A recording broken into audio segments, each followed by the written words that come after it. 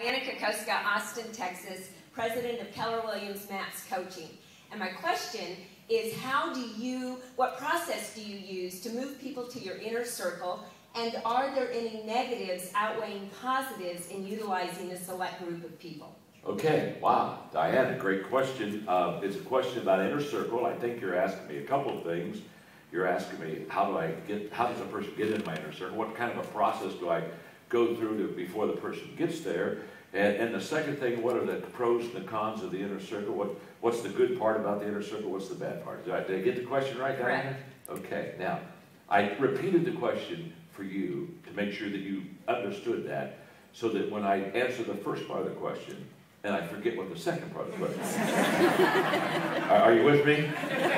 Can you already see the role you're going to have to play today? Did you say, but John, the second part of the question was, okay? So let's talk about inner circle. First of all, the 21 irrefutable laws of leadership. There's the law of the inner circle. And the law of the inner circle just says simply, those who are closest to us determine the level of our success. In other words, the people that we have around us every day, helping us with life and decisions and thinking and action, they're either an amazing help and a blessing to us, or it's possible that those around us are a curse. In other words, they may be a plus, they may be a negative. I explain, sometimes I teach it this way. Every person on your inner circle has two buckets. One has gasoline, and one has water. So when you get a fire, a little spark of contention in your company, in your organization, you know, something happened, a problem, okay, and there's a little fire going on, that person, they have those two buckets, and they either go over there, and they throw the bucket of gasoline on that little spark, and by the time they're done with it, you've got a major problem. And haven't you known people who have the ability to take a minor problem and make it a major one? Oh yeah, it's their spiritual gift.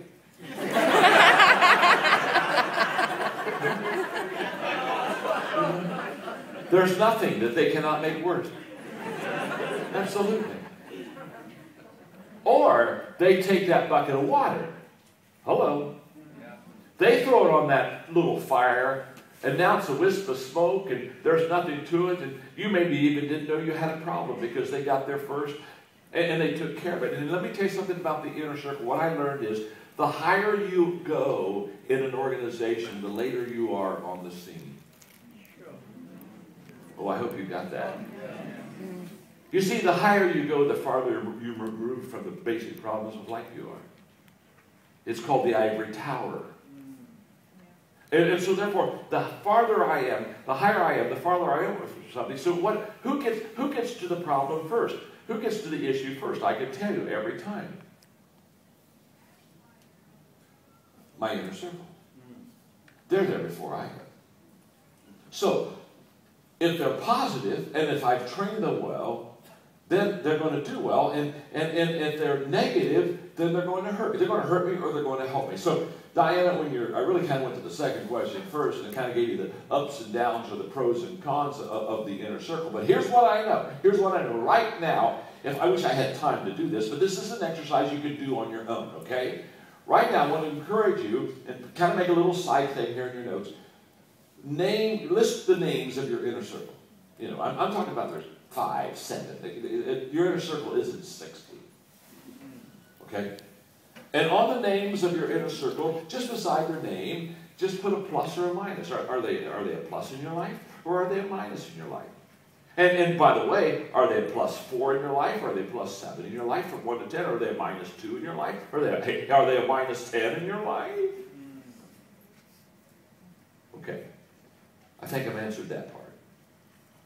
Now, how do you become a part of an inner circle? Let me just share with you the process of how I have done it. By the way, the law of the inner circle that I'm talking about,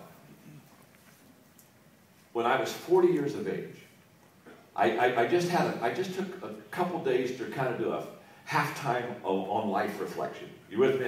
I'm 40. I'm kind of halfway through my life. How am I doing? And to be honest with you, I'm not a depressed, kind of discouraged person. After I spent a couple days thinking of where I was, I got depressed. And I got depressed because I realized I'm not where I want to be at 40. And I began to ask myself, why am I not where I want to be at 40? And Dianna, what I discovered was, I am not where I am at 40 because I haven't developed people around me. I haven't developed my inner circle like I should. Now, I had at that time I had 3 organizations and companies. And I had people that were in inner circle positions, but I had never cultivated, developed, and worked the inner circle like I needed to. And that day, I made the most important business decision I've ever made in my life. And the most important business decision is this. I would spend more time, more money, more effort, more energy, more thinking on working and developing my inner circle than any other group of people in the rest of my life. I made that decision at 40. I'm 64 now, and can I tell you something? My life has exploded since 40 and has compounded, and the number one reason is my inner circle. And they carry the ball, and it's phenomenal how they help me and what they do for me. So how do you get in the inner circle? Let me give you 5 words. Time. Takes time to get in the inner circle. You don't walk in the inner circle the first day. You don't give a person an inner circle position. Now, they may have a position that is close to you. They may be brand new. You may be got in a brand new hire in an executive role in your company. But just because they are close to you by position doesn't mean they're in your inner circle.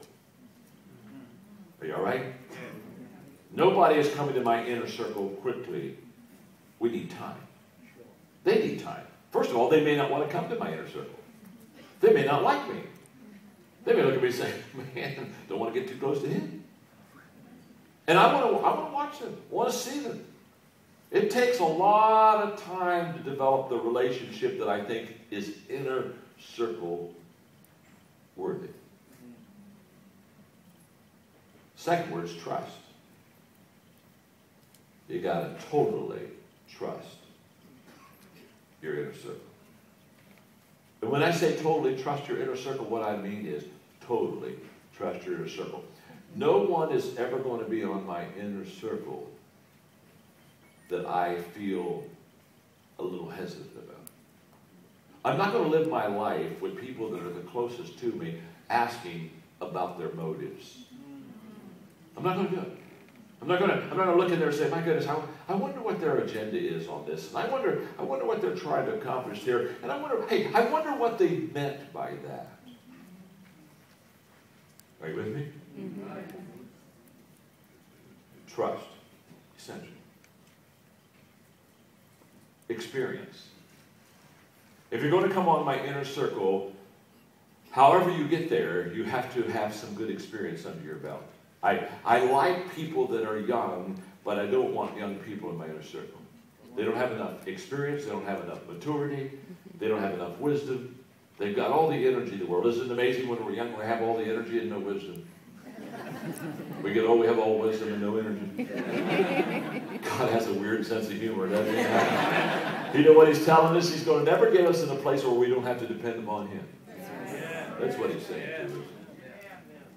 But I don't want somebody really young in my inner circle. I just really don't. They have to have an experience. I don't want somebody on my inner circle, and they're so excited now that they're close to me every day. They're writing their mother and saying, Mom, here's what we're doing. I don't want somebody to be idolizing me. I don't want somebody to be kind of thinking like this is the greatest thing that's ever happened in the world, and I don't want any of that. So experience, good experience. That's very important to me. Number 4 is success.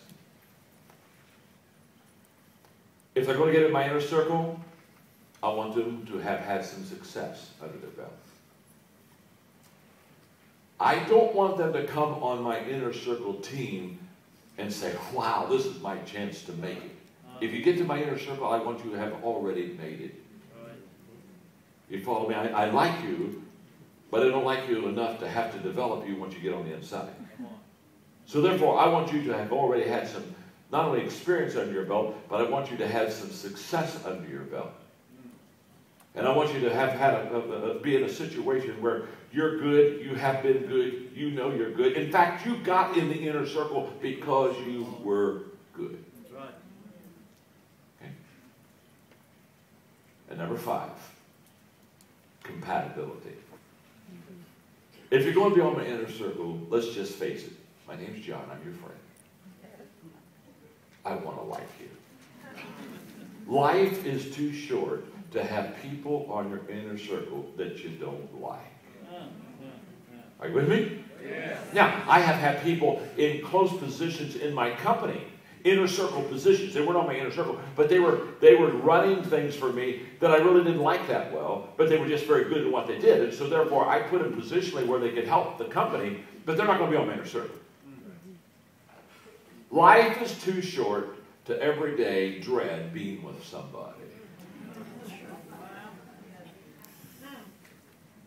Hit the ball, drag Charlie. Hit the ball, drag Charlie. Hit the ball, drag Charlie. Hit the ball, drag Charlie. After a while, don't you just want to hit Charlie?